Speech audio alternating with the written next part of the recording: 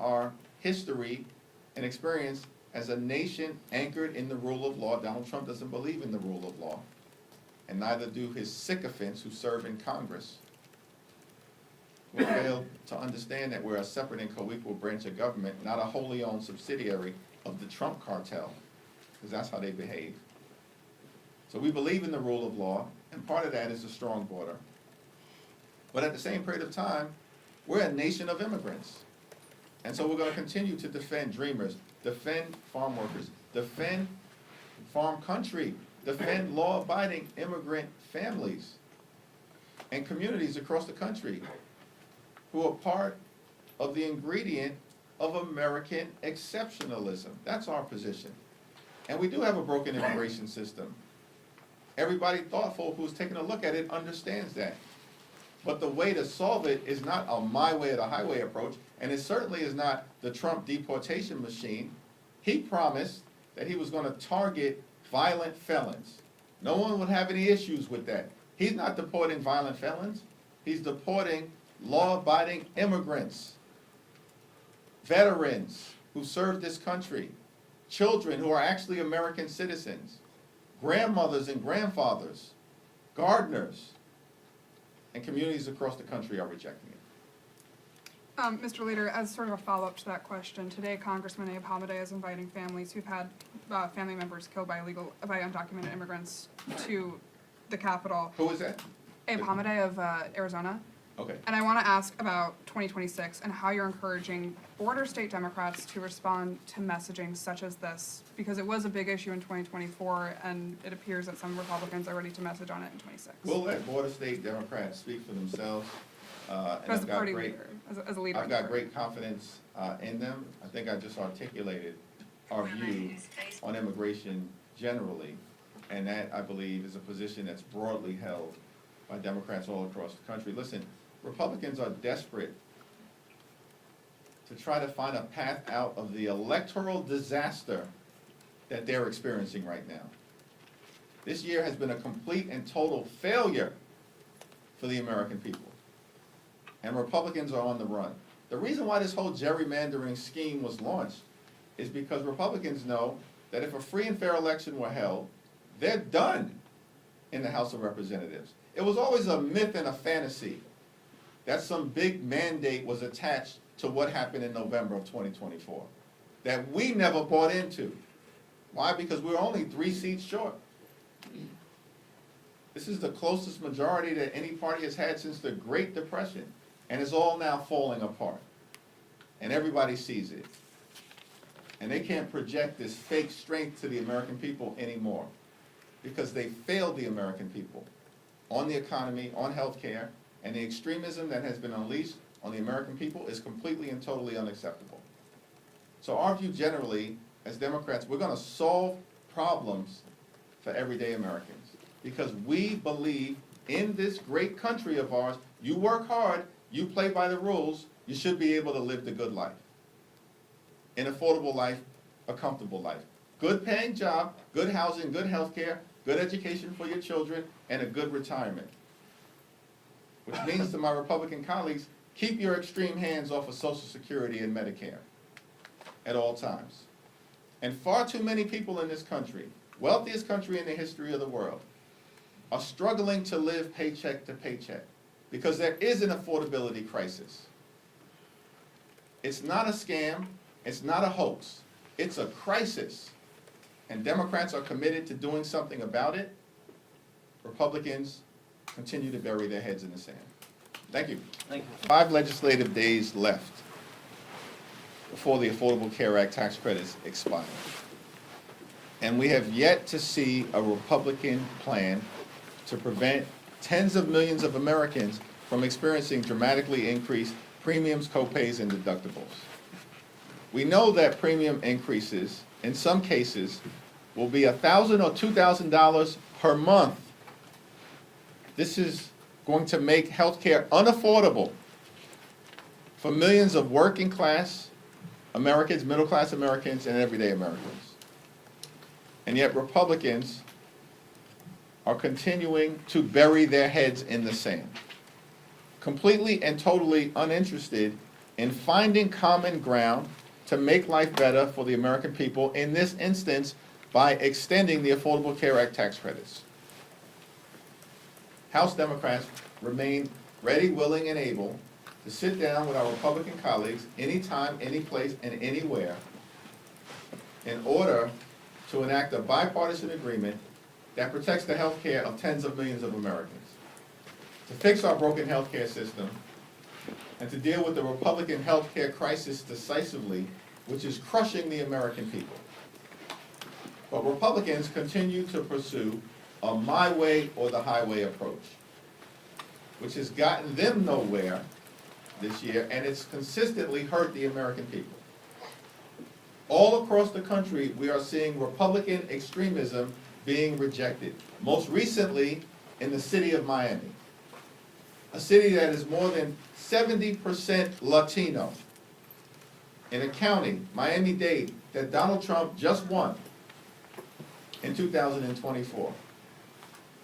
And a year later, a Democrat was elected as mayor of Miami for the first time in nearly 3 decades, by 20 points. And yet Republicans continue to ignore the reality that is unfolding all across the country. The American people are rejecting your extremism and embracing our focus on driving down the high cost of living, dealing with the affordability crisis, which is real, it's not a hoax, and fixing our broken health care system. And at this point, all we need are 4 Republicans in the House. There are 220 of you. All we need are 4 Republicans to partner with us. Let's find a path forward, and we can extend the Affordable Care Act tax credits. Questions? Leader Jeffries. Mr. Leader. Good morning, thank you. Democrats obviously pushed for the extension of these subsidies during the shutdown. You had the group of Democrats in the Senate who said, give us a vote on health care, we'll reopen the government. Still no solution. Were all of those tactics worked? Donald Trump and Republicans control the House, the Senate, and the presidency. They made the decision to shut the government down because they rather shut the government down than extend the Affordable Care Act tax credits. That's not simply my perspective, that's the perspective of the American people, who consistently have held Republicans responsible correctly for the government shutdown. So that's not a question for me to answer, that's a question for Republicans to But you don't answer. have a Why did they resolution. shut the government down? We've raised the issue of the Affordable Care Act tax credits, and by the way, the overwhelming majority of the American people are with us. That's not just Democrats and independents. Overwhelmingly, that's a majority of Republicans who believe that the Affordable Care Act tax credits should be extended. 5 legislative days left before tens of millions of people experience dramatically increased health care premiums. Why have we still not seen a plan from Mike Johnson? He's been promising a health care plan for months. It's missing because their plan is to rip health care away from the American people. Leader Jeffries. There's talk of allowing a floor vote on this Fitzpatrick-Swayze Golden plan. Does that potentially give you guys an opening to get this done this year? Is there any hope here from that? We're all hands on deck to extend the Affordable Care Act tax credits, but Mike Johnson hasn't reached out to us as Democrats to have a conversation about finding a path forward, which suggests to me that Mike Johnson is not serious about protecting the health care of the American people. The Indiana Senate stopped President Donald Trump's redistricting push in the state. Given that development, are Democrats still full speed ahead on redistricting, or should you guys consider a more reserved approach right now? Donald Trump launched this unprecedented effort to gerrymander congressional maps all across the country as part of his scheme to rig the midterm elections. There were many skeptics and critics out there who argued that our efforts to take back the House was doomed because of some master plan that Donald Trump concocted that apparently, as Democrats, we were just supposed to unilaterally disarm, roll over and play dead, and allow Republicans to steal the midterm elections. We said from the very beginning, that ain't happening. And now it's obvious to everyone. Beginning, of course, with the dramatic actions taken initially by Texas Democrats to use every tool available to them to either block the Texas scheme to rip 5 seats away from us, or elevate the issue so that the American people know across the country what Republicans are up to. And beginning in California, we have responded decisively. And the reality of the situation is that Republicans may have started this redistricting battle. We, as Democrats, plan to finish it.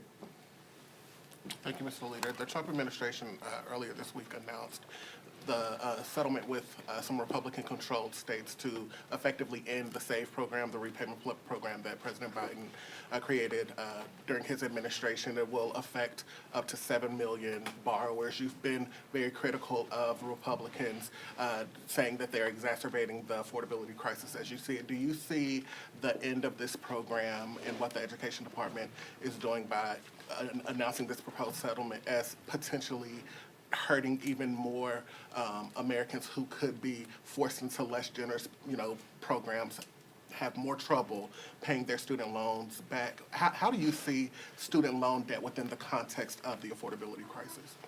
Well, the Trump administration has launched an all-out assault on public education in America. They have destroyed the Department of Education in real time. And they're going after hardworking American students, including college students, who are just simply trying to experience the American dream. An American dream that is increasingly out of reach for far too many hardworking American taxpayers. And the American people know it. And the American people also know that Donald Trump's administration and Republican policies have been a complete and total disaster. That's why this guy is at like 36% in approval. They're losing elections all across the country, literally in deep red parts of the country, including, most recently, in Miami and in Georgia, where the Republicans lost a special election for a state house seat that Donald Trump had just won by more than 12 points. And so, from our vantage point, listen, we want to work with anyone to find the common ground to actually solve the problems that the American people want us to solve. And that's lowering the high cost of living and fixing our broken health care system while cleaning up corruption at the same period of time. And the assault on all of the things that have been done, including trying to ease the debt burden that students across this country have confronted, is irresponsible and is further evidence of the fact that Republicans never intended to keep their promise to lower costs on day one, because they haven't done a damn thing to make that happen. Leader Jeffries. Hold on. Mr. Leader, Who's speaking? Mr. Leader, can I just ask, yesterday you voted present on this effort on the motion to table the impeachment resolution against President Trump. A number of your Democratic colleagues did as well. Do you think that the president has committed impeachable offenses? We issued a statement on that motion to table, and that statement speaks for itself. Thanks. Leader Jeffries, thank you very much. Eric Christie with The Independent. Just now, the Oversight Committee released more photos and more documents from the Epstein files. We have 7 legislative days until the Department of Justice. Why was it important to release those documents and those photos? And what else should happen if the Trump administration doesn't comply? What can Congress do if Congress doesn't comply with this? Or the DOJ doesn't comply with Well, the this? so-called Department of Justice under the Trump administration needs to comply with the law. And we as Democrats, led by Robert Garcia, the top Democrat on the Oversight Committee, are going to continue to make sure that we're holding this administration accountable. These people who are part of the Trump administration, including Donald Trump and J.D. Vance himself, all said for years that they wanted to release the Epstein files. Then they come into office and do the exact opposite. Obstruct and obfuscate, hide stuff from the American people. All we want is full transparency.